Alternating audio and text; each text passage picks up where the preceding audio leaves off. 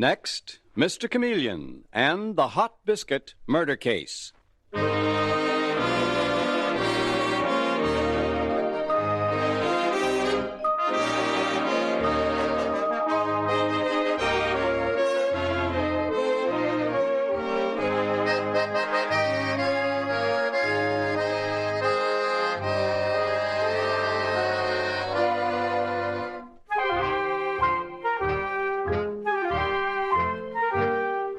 Tonight, we again present the famous Mr. Chameleon of Central Police Headquarters in his famous cases of crime and murder, brought to you by the makers of genuine Bayer aspirin.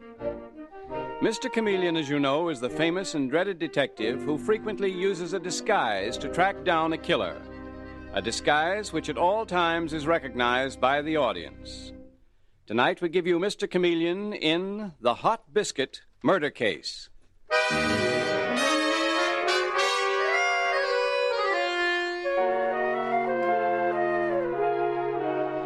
Central Police Headquarters, as usual, is a beehive of activity when Mr. Chameleon arrives on this particular day. And he is summoned to the office of the Commissioner of Police, who says to him briskly as he comes in the door, Oh, hello, Chameleon. I was hoping you'd show up. I almost called you at home. Oh, what's up, Commissioner? An interesting report has come in from the Elmwood section. You know, that community of small homes on the outskirts of the city. Oh, yes. What's happened there? Murder? Well, possibly, Chameleon. Dr. Crane called in that a patient of his had died. A widow named Stella Copeland, who had been treated for stomach disorder. Mm-hmm. The doctor said he was reluctant to sign the death certificate. He suspected it might be murder. Oh. You want me to go up there, Commissioner? Yes, Chameleon. Go to Stella Copeland's house. Find out what you can. I've already sent Detective Dave Arnold to see Dr. Crane. He's to join you later at the Copeland place. It may be a false alarm, and on the other hand... It might be murder.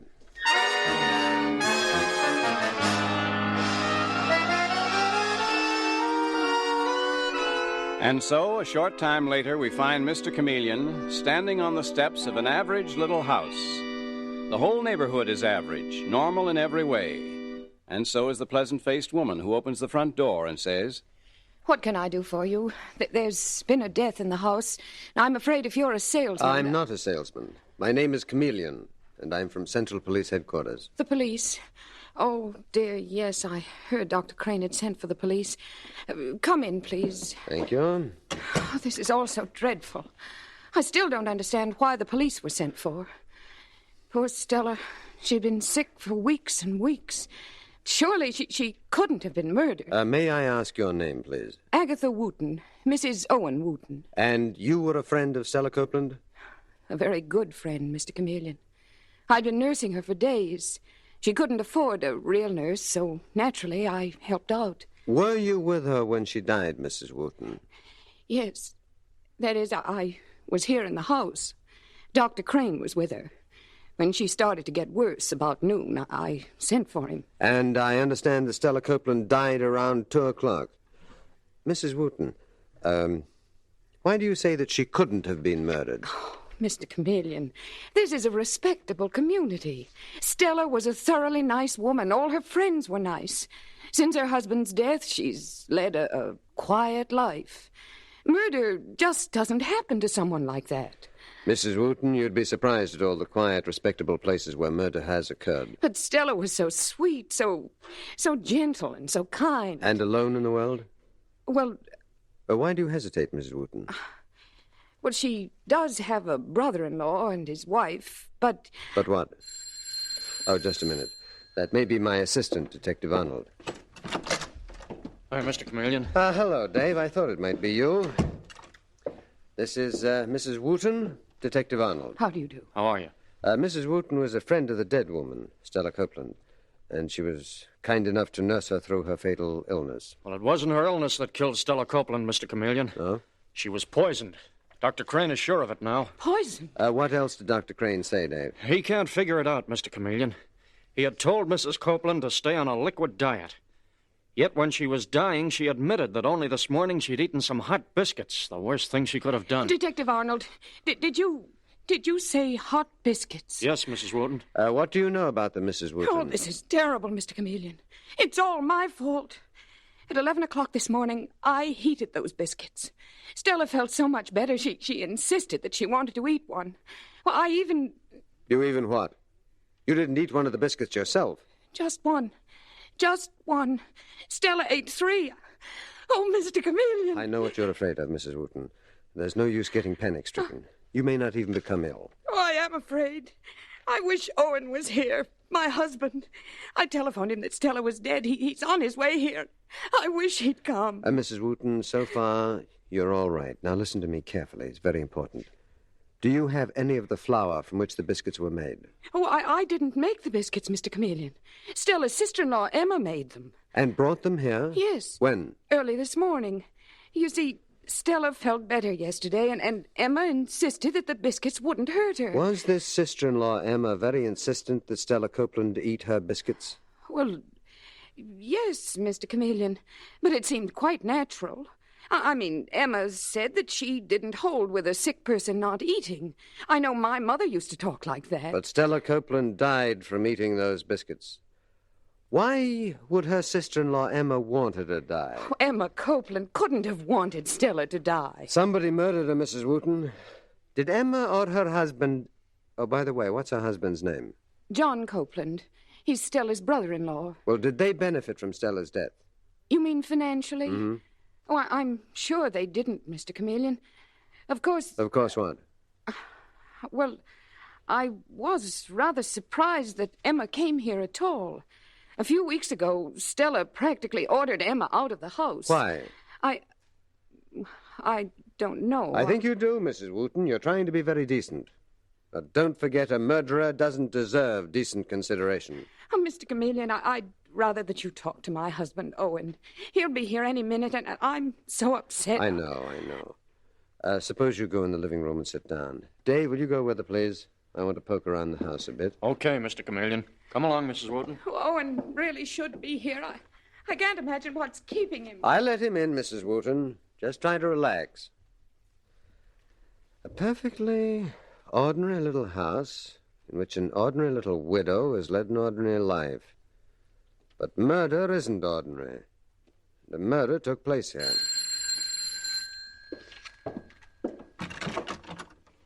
Yes? Oh, you must be Owen Wooten. Why, yes, but who are you and where's my wife? Your wife is in the other room. Won't you come in, Mr. Wooten? I'm Chameleon of Central Police Headquarters. Stella Copeland was murdered. Stella murdered? She was poisoned to death. And I want to ask you something. Yes? How well did you know the murdered woman, Stella Copeland? We've known her for several years, Mr. Chameleon. We met her at the home of a mutual friend. Mr. Wooten, what is your business? I'm a financial advisor. Oh, then you knew the state of Stella Copeland's finances. If you could call them that, Mr. Chameleon. Her husband left her about $10,000. And how do John and Emma Copeland come into the picture, her brother-in-law and sister-in-law? Mr. Chameleon... Well, what did they have to do with Stella Copeland's money? Well, Stella thought they were trying to get her money away from her. She begged me to look into it. And when I did, it's quite true that they were trying to invest her money badly. But from sheer ignorance, Mr. Chameleon, there was nothing criminal in it, I'm sure. No? No. You have to give them the benefit of the doubt. Until a murderer is caught, Mr. Wooten, you don't give anyone the benefit of the doubt. Did you reinvest Stella's money? Yes, I did. In a solid company that would give her an income for life. But I'm afraid she did break off completely with her brother-in-law and sister-in-law, John and Emma Copeland. Mr. Wooten, is there anyone else who knew how Stella Copeland felt about them? Well, Stella was very friendly with a Mrs. Carmack. She lives 2 houses down. She's an odd little woman. What's that? Sounds like your wife, Mr. Wooten. Mr. Chameleon, quick! Mrs. Wooten is ill. Yes, Dave. Mrs. Wooten, what's the matter? Agatha, darling. Owen, I suddenly feel so sick. She was taken all of a sudden, Mr. Chameleon. Mrs. Wooten, is it really bad? Oh, yes, terrible. I'm afraid. I'm afraid I'm going to die like Stella. Die like Stella? What do you mean, Agatha? Mr. Wooten, your wife ate some of the hot biscuits that we believe poisoned Stella Copeland. Oh, no. Dave, will you take Mrs. Wooten in the squad car, please? Rush her to Dr. Crane. Explain to him what happened. Yes, Mr. Chameleon. Mr. Wooten, you'd better go with your wife. All right, come along, both of you. Oh, I'm afraid I'm going to die. No, dear, you're not. I won't let you die. I won't let you. Dave, Yes, Mr. Chameleon? ask Dr. Crane to use the stomach pump. I want the contents of the stomach. I'll phone him myself later. Then you're not coming with us. No, Dave. Someone's been peering through that door for the last few minutes. I'm going to find out who it is.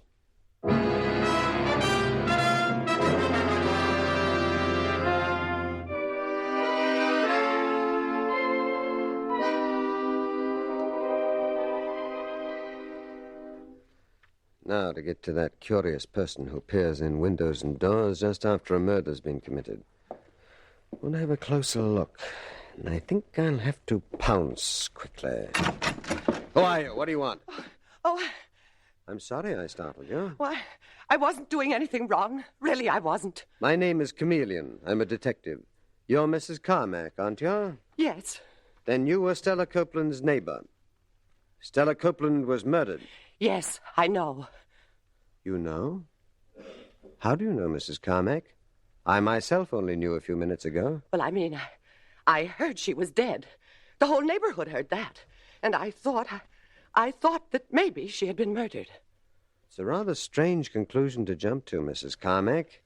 What made you suspect your neighbor Stella Copeland might have been murdered? Why, I really couldn't say. It just came to me, that's all. Who do you think would want to murder her, Mrs. Carmack? Her brother-in-law, John Copeland, his wife, Emma? Mrs. Carmack, please, won't you tell me what you think? I really couldn't say, Mr. Chameleon. I really couldn't say. Well, then tell me this much. Have you met Agatha and Owen Wooten? Oh, yes. Yes. They were good friends of Stella's. Well, Owen Wooten tells me that Stella Copeland thought that her brother-in-law and sister-in-law were trying to steal her money. Was Owen Wooten lying? No. He was telling the truth. Oh. And now I really have to go home, Mr. Chameleon. Just one more thing, please. Would you swear that Stella had broken off with John and Emma Copeland? Could you prove it? Maybe. But I'm afraid, too. I'm just as afraid as Stella was. So you have no right to ask me. You have no right to ask me. All right, Mrs. Carmack. I shan't ask you again. I'm going to the murdered woman's brother-in-law, John Copeland's, now. If you want to get in touch with me, you can find me there. Now, here is the number. No. I shan't urge you. But think of your dead neighbor, Stella Copeland, and the killer who may possibly strike again. Soon.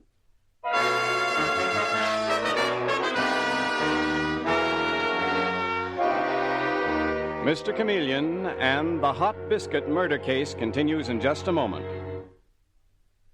At the first sign of a cold, before you do anything else, take Bayer aspirin. Here's why. When you have a cold, it's almost invariably accompanied by a headachy, feverish feeling and muscular aches and pains. And it's important to your well-being that you treat these distressing symptoms with a medication that will relieve them quickly, and Bayer aspirin will do this. No matter how you try to stop or shorten a cold, we believe that your own doctor will tell you that this is sound advice. And when you use Bayer aspirin, you'll discover why millions have followed this advice with remarkable results.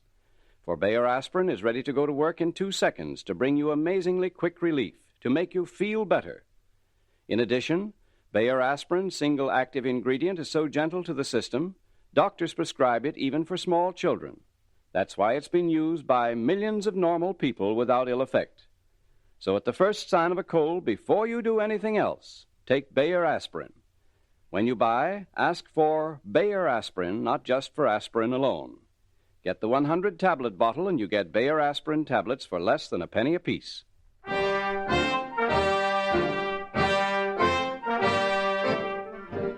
And now back to Mr. Chameleon and the Hot Biscuit murder case. The fatal poisoning of Stella Copeland leads Mr. Chameleon straight to the home of her brother-in-law, John Copeland, whose wife, Emma, brought the poisoned hot biscuits to the murdered woman. Now, in the stuffy living room, Chameleon sits talking to Emma Copeland, John's wife, a shrill-voiced woman who nervously fingers her string of beads as she says with great indignation, It's outrageous. Just outrageous, that's what it is. The idea of the police coming to question us. Mrs. Copeland, your sister-in-law, Stella, was poisoned. I assure you that I intend to question everyone who knew her. But why us? Why us? I understand that you were on very bad terms with your dead sister-in-law. On bad terms with Stella? That's a brazen lie. Is it? Certainly is, Mr. Chameleon. We were all Stella had in the world. But Stella Copeland ordered you out of her home. She did not. And I can prove it. Well, then please do so, Mrs. Copeland. I will. When I heard my sister-in-law was ill, Mr. Chameleon, I went right over to see her, only this morning. I even took her some hot biscuits, which I baked myself. You did indeed, Mrs. Copeland. It was those hot biscuits that poisoned her. No, that's another lie. It's a truth that will stand up in court. The biscuits weren't poisoned. Stella died of poisoned hot biscuits. Now, where is your husband, John? I want to talk to him right now. John's upstairs, but he's not well. Nevertheless, I must see him. All right. But this whole thing is perfectly outrageous. John, come down here. We were all of us on good terms with Stella, all things considered. What things, for instance? Stella Copeland was a nut, a real eccentric. All her friendships were off again, on again, off again. Her friends Agatha and Owen Wooten didn't say that. They're nuts themselves. And so was that other character who used to hang around Stella. Her neighbor, Mrs. Carmack? Yeah, she's really cuckoo. She and Stella had a terrible row not so long ago. But my sister-in-law, Stella, was the worst. I'm telling you, she was crazy. Was she crazy enough to accuse your husband, her brother-in-law, of trying to defraud her? That's it. That's what she did. Why, she was out of her mind on certain subjects. But there was no open break between you. No, Mr. Chameleon. Mm-hmm. Oh, here comes my husband now. I'll want to talk to him alone, Mrs. Copeland. Very well. I'm glad to go. John, Mr. Chameleon thinks that we're involved in your sister-in-law Stella's death. Mr. Copeland? You have the nerve to suspect us, Chameleon. Being a cop, Mr. Copeland, it's my job to be suspicious. And do you want me to tell you who made you suspicious, Mr. Chameleon? Owen Wooten, that's who. A cheap swindler. Are you saying that Owen Wooten tried to swindle your murdered sister-in-law, Stella Copeland? You bet I am. He tried to trick her out of her money, the four-flusher, the swindler. He's nothing but a troublemaker. Mr. Copeland, you mean that he deliberately made trouble between you? You bet he did. Owen Wooten made all sorts of trouble between my sister-in-law, Stella, and me. He turned her against us. But, Mr. Copeland, your wife, Emma, said that you were on good terms with Stella. Well, we were. Now, you're contradicting yourself. You're, Wait a minute. What's the matter, Mr. Chameleon? Your wife is talking to someone on the telephone. Oh, I'm sorry. He can't. He's busy right now. Mr. Chameleon, I'd Shush, like... please, be quiet. But he's busy right now. Can't you give me the message? And isn't this Mrs. Carmack? Well, I'll be glad to take the message. I'll take that message, Mrs. Copeland. Oh, Mr. Chameleon, I thought you were busy. You should have asked me. Hello? Mr. Chameleon? Yes. Mrs. Carmack? Yes. Oh, dear, I suppose I shouldn't have called. But I started thinking of poor dead Stella. Oh, I appreciate your calling. Well, I have a note here that I found under my door last week. One night when I got home late. It was a note from Stella. What does it say? Well, she asked me to come over and stay all night with her. She said she was so afraid of her brother-in-law and his wife, John and Emma Copeland. She said it's only because she wanted to avoid scandal that she didn't charge them with attempting to steal her money. And she was afraid of them? Yes, Mr. Chameleon. Shall I read the whole letter to you? No. But I want you to listen carefully, Mrs. Carmack, and do exactly as I say. Take that letter down to Central Police Headquarters. Tell them to hold it for me. But do it immediately, Mrs. Carmack. Do you understand? Yes. And thank you for having had the courage to phone me. Goodbye. Mr. Chameleon, what did Mrs. Carmack want? Yes, and who were you talking about when you asked, was my murdered sister-in-law Stella afraid of them? What I meant, Mr. Copeland, for the time being will remain a secret between Mrs. Carmack and me. And your sister-in-law, Stella Copeland, who died so hideously.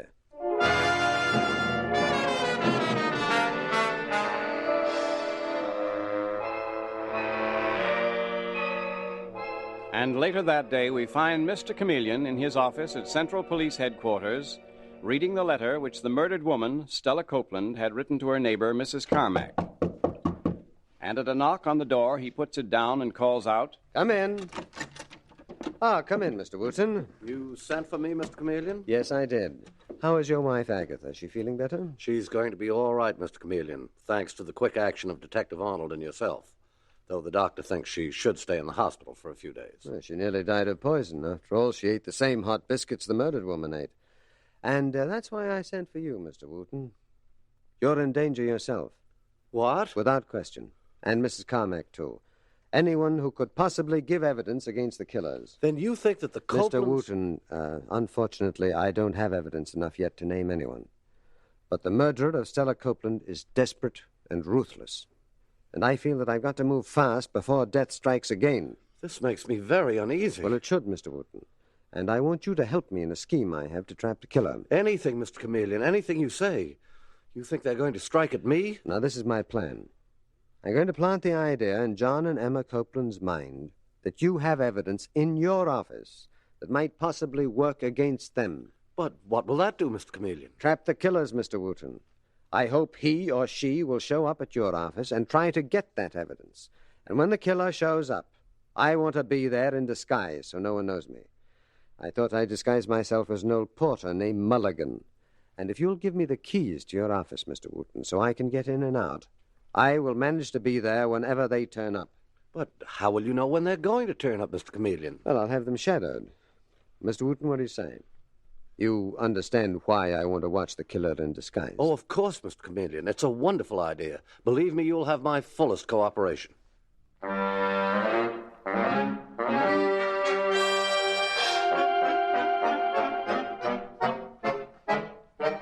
And the following evening, we find Mr. Chameleon, in his disguise as the disgruntled old porter, Mulligan, unlocking the door to Owen Wooten's office. And he's saying to Detective Dave Arnold, who is with him, I have a feeling this is it, Dave.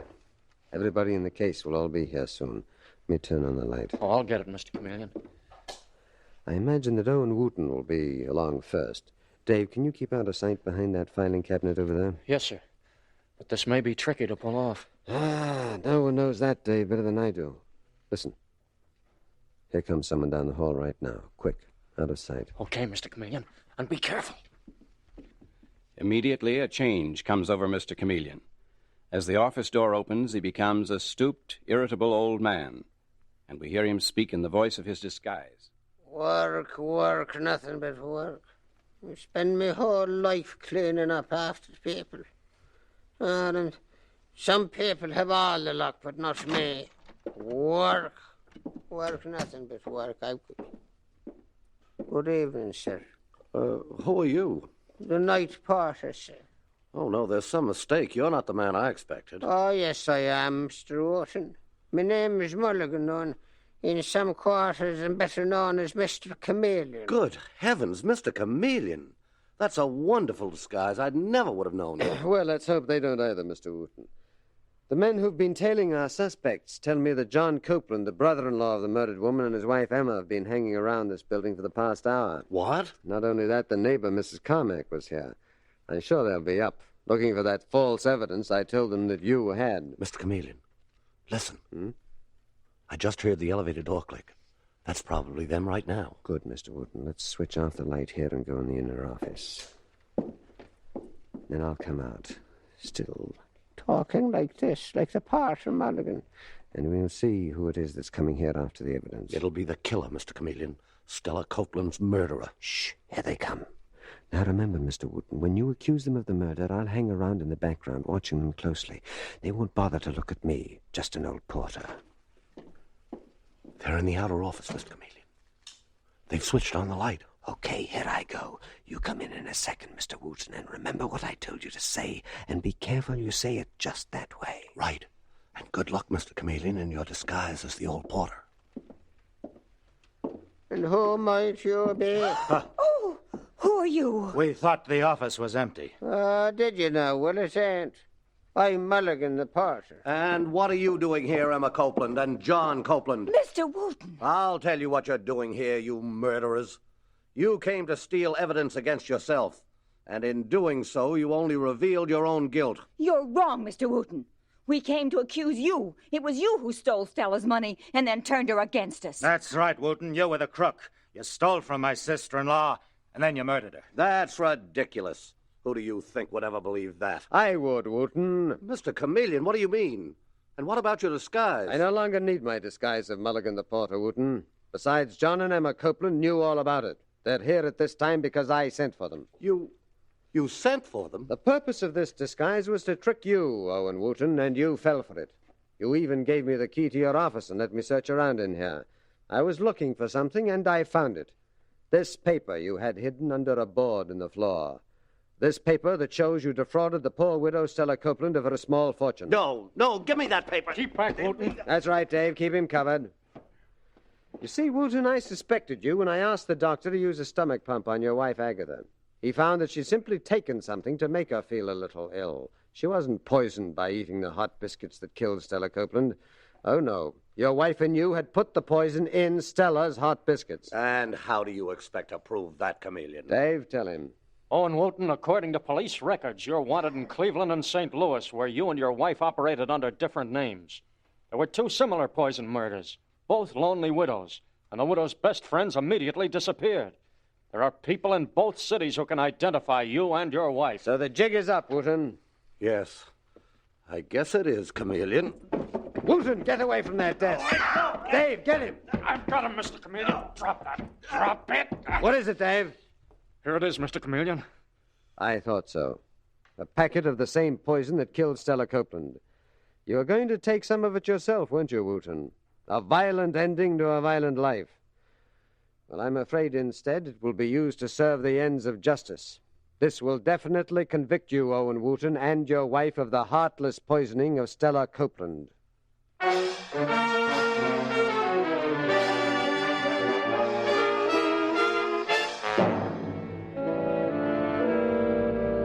And with these words, Mr. Chameleon concludes tonight's murder case.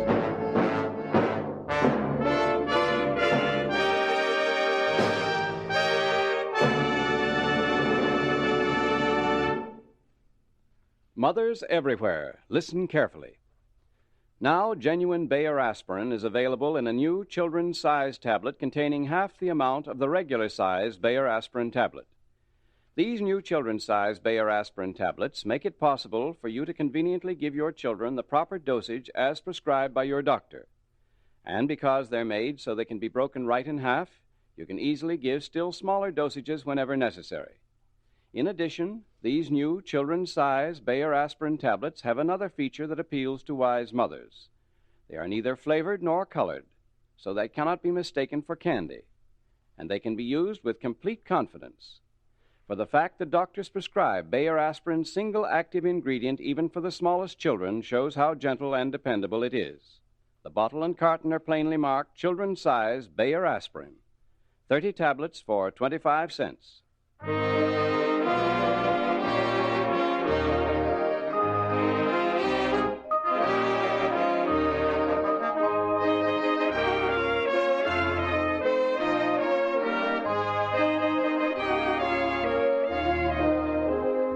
Listen next Wednesday night at this same time for Mr. Chameleon, the man of many faces, in The Perfect Maid Murder Case. The part of Mr. Chameleon is played by Carl Swenson, with dialogue by Marie Baumer from the original story by Frank and Ann Hummert. Music directed by Victor Arden. Your announcer is Howard Claney.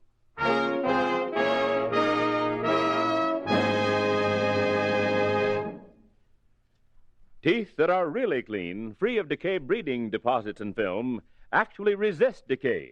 That's why the only sensible way to help prevent tooth decay is to keep your teeth thoroughly clean at all times.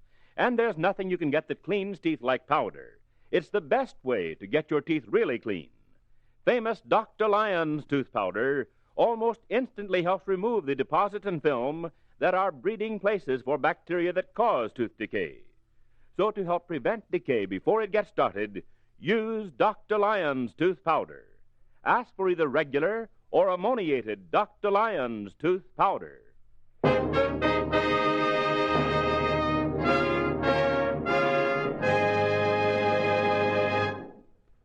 Listen for Mr. Chameleon in The Perfect Maid murder case next Wednesday night at this time. This is CBS, the Columbia Broadcasting System.